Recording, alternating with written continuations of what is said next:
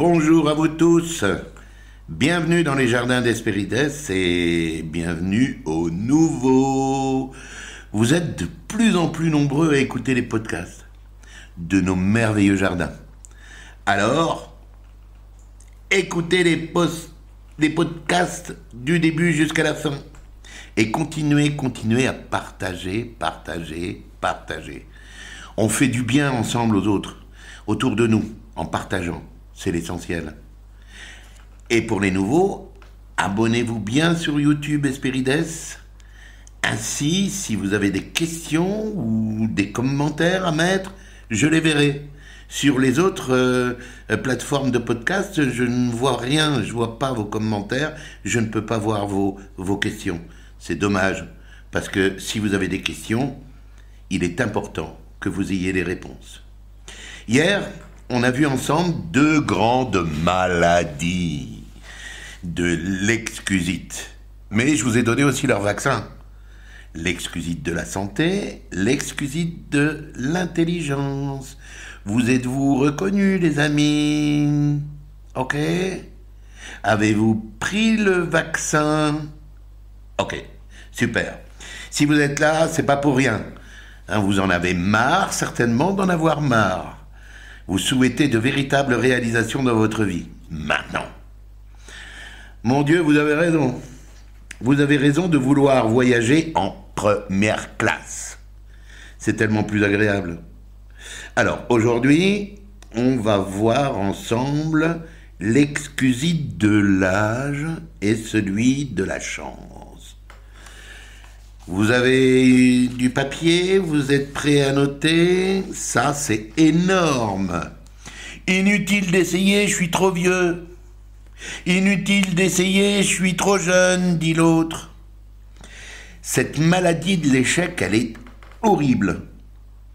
Est-ce que ça vous fait penser à certaines choses? Est-ce que ça vous fait penser à certaines personnes? Ces gens-là, en général, passent à côté d'opportunités extraordinaires.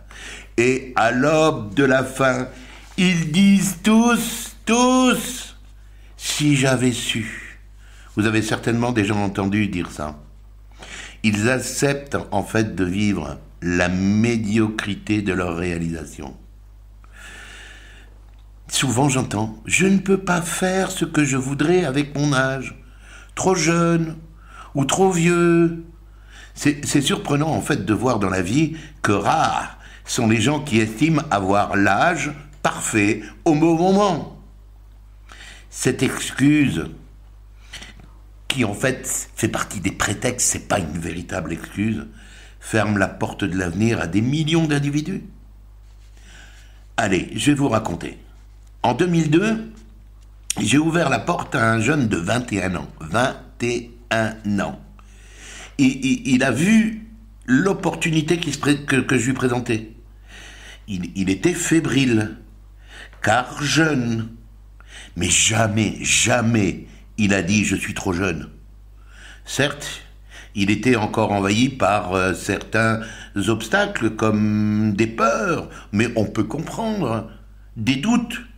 Il a vécu des obstacles. Il s'est remis en question. Et à chaque échec, il a appris. Et chaque fois, il s'est relevé. À 30 ans, ce jeune-là aurait pu s'arrêter de travailler et vivre de ses rentes tellement il avait une organisation mondiale parfaite. Il avait un réseau international époustouflant. Souvent, on entend plutôt « je suis trop vieux, j'ai passé le cap ». Quelle excuse! Mais mon Dieu, quelle excuse! Cette excuse fait rater la vie à des quantités de gens. Et après, pour justifier la petitesse de leur vie et ne pas laisser les remords bouffer leurs tripes, ils disent « oh, ça m'a suffi. Mes voyages, je les ai faits par la télévision. On a en moins mangé à notre faim. Au moins, on avait juste ce qu'il fallait. Au moins, tout était bien. » Ils savent, ces gens-là, que c'est faux. Ils auraient aimé vivre en première classe. Mais, malheureusement, pas prêt à vivre pleinement avec des actions, de la créativité, s'enthousiasmer dans la vie. Oui, mais faire. Alors là, non. Avoir tout sans rien foutre, oui, mais ça, c'est une utopie. L'autre jour, je présente une opportunité à plusieurs personnes. Et tous sont enthousiasmés. Sauf un homme d'âge mûr, qui vient vers moi sans doute pour me justifier son non-enthousiasme. Et il me dit, vous savez, j'ai 45 ans, je crois que je suis trop vieux pour repartir de zéro et tout refaire. Je vous jure, j'ai souri et j'ai pas insisté. Néanmoins, 45 ans, trop vieux. C'est triste d'entendre ça, c'est triste de voir ça. Un homme aujourd'hui, de vous à moi, peut facilement travailler s'il fait quelque chose d'excitant jusqu'à 70 ans. Et s'émerveiller, et s'amuser. Ce trop vieux de 45 ans a encore devant lui 25 ans pour vivre de l'enthousiasme, pour s'enthousiasmer, pour faire des choses fantastiques, pour s'amuser et pour faire et vivre en première classe encore durant 25 ans et beaucoup plus. En fait, on se pose la question, est-ce que c'est pas les médias qui disent souvent des conneries? La télévision qui disent que les gens sont foutus à 45 ans et les gens croient. Et ils croient qu'à 45 ans, ils risquent d'être licenciés, perdre leur boulot, plus rien trouver, et vont vers le suicide. La vieillesse, la jeunesse sont vraiment des maladies de l'échec. Allez, je vous donne le vaccin pour la vieillesse et la jeunesse. Alors, il comporte 3 sérums. Vous êtes prêts à les noter ? Premièrement, premier sérum. Valorisez votre âge actuel. Dites-vous, je suis encore jeune. Dites-vous, j'ai le bon âge. Ne dites pas, je suis déjà vieux. Ouvrez-vous méthodiquement vers de nouveaux horizons, vers de nouvelles pistes. Vous y gagnerez en enthousiasme et vous retrouverez l'ardeur de la jeunesse. En s'enthousiasmant, on retrouve l'ardeur de la jeunesse. Deuxième sérum.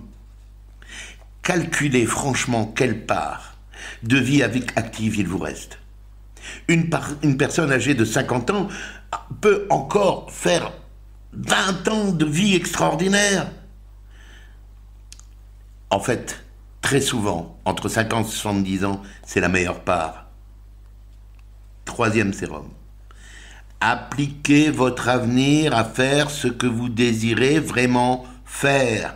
Il n'est jamais trop tôt, il n'est jamais trop tard. Un homme, quand il dit qu'il est trop jeune, à partir du moment où il est capable de faire ce que fait un homme, il n'est pas trop jeune. Donc, cessez de vous dire « j'aurais dû m'y mettre il y a des années ». Cessez de vous dire « oh là là, j'ai pas d'expérience ». L'expérience, on l'acquiert comment? En faisant les choses. Tout ça, c'est penser en termes d'échec. Dites-vous bien plutôt, je m'y mets tout de suite. L'avenir est à moi. Et c'est ainsi que pensent les gagnants. Aïe, aïe, aïe. Deuxième vaccin à appliquer. Oui, mais moi, c'est différent. J'attire la malchance. La chance, la malchance, ça n'existe pas. Quand j'entends des gens dire « Oh, par malchance, t'as vu, j'ai eu cet accident de voiture », c'est pas de la malchance. Chaque accident met en défaillance 2 points importants, soit une défaillance mécanique, soit une défaillance humaine. Les 2 facteurs quelquefois. Tout a une cause. J'entendais l'autre jour encore des gens dire « Mais quand tu jettes la balle, elle va où elle veut. » Mais c'est faux. C'est pas de la chance ou de la malchance. Ça va dépendre de la constitution, la matière de la balle, la force de ton lancer et le sol. Tu crois que le joueur de handball, lorsqu'il est en extension et met le but, c'est de la chance? Ça a été calculé. C'est clair. Si tu dis que c'est de la chance et que la chance existe, mais c'est faux. La chance n'existe pas. Elle met en œuvre plusieurs points, plusieurs faits. Donc les meilleurs golfeurs du monde sont les meilleurs golfeurs du monde parce qu'ils ont de la chance. Je voudrais te parler de nouveau de René, mon directeur de région. Quand il faut savoir qu'il a fait tout le circuit, il a été vendeur, il a été animateur de vente, il a été chef de vente, il a été directeur de région. Et quand il a reçu cette promotion, mais les autres directeurs de région, mais ils parlaient sur lui. Ils cherchaient toujours toutes sortes de raisons. Pourquoi eux, bardés de diplômes, ils avaient mis tant de temps, et lui, avec son certificat d'études, à tous les coups, sa femme, que je connaissais très bien, disait, mais elle doit faire des flatteries au patron. Il y a de l'influence, il y a de la courtisanerie, il y a des flatteries. C'est tout et n'importe quoi sauf la vérité. La véritable raison, c'est que lui était tout à fait plus qualifié que les autres, simplement. Il travaillait mieux que les autres. Il travaillait plus fort. Et il avait plus de personnalité. Et il aimait les gens. Il aimait les gens. La chance n'existe pas. La chance, c'est du bidon. D'accord ? Remettez-vous bien ça dans la tête. Les gens qui atteignent le sommet de toute profession, de toute affaire, de la vente, de n'importe quoi, de création d'entreprise, y parviennent du fait de la valeur de leur attitude, de l'énergie, de l'intelligence, des obstacles et des échecs et de l'intelligence qu'ils vont en dégager, de l'apprentissage qu'ils mettent dans leur travail. Voilà le vaccin. Le vaccin repose sur 2 sérums. Vous êtes prêts à noter? Acceptez la loi de la cause à effet. Regardez-y à 2 fois lorsque quelqu'un semble avoir de la chance. Ça n'existe pas. Vous allez vous apercevoir que sa bonne fortune, eh bien, c'est grâce à la préparation, l'organisation personnelle, une réflexion orientée vers la réussite. Regardez de plus près ce qui se passe pour la malchance. Et regardez bien, vous trouverez aussi des raisons très précises. Quand monsieur la réussite essuie un échec, il en tire une leçon et la tourne à son avantage. Il se dit toujours comment retourner ce revers à mon avantage. Monsieur défaite, tu sais, le médiocre, dans la même situation, qu'est-ce qu'il fait? Il n'apprend rien. 2e sérum. Ne prends surtout pas, s'il te plaît, toi, tes désirs pour des réalités. Ne gaspille pas ton énergie psychique à rêver d'atteindre la réussite sans effort. C'est impossible. Notre réussite, elle dépend pas de la chance. La réussite vient de ce que l'on fait, ce que l'on applique, les principes que l'on mène, que l'on utilise et qui nous mènent au succès.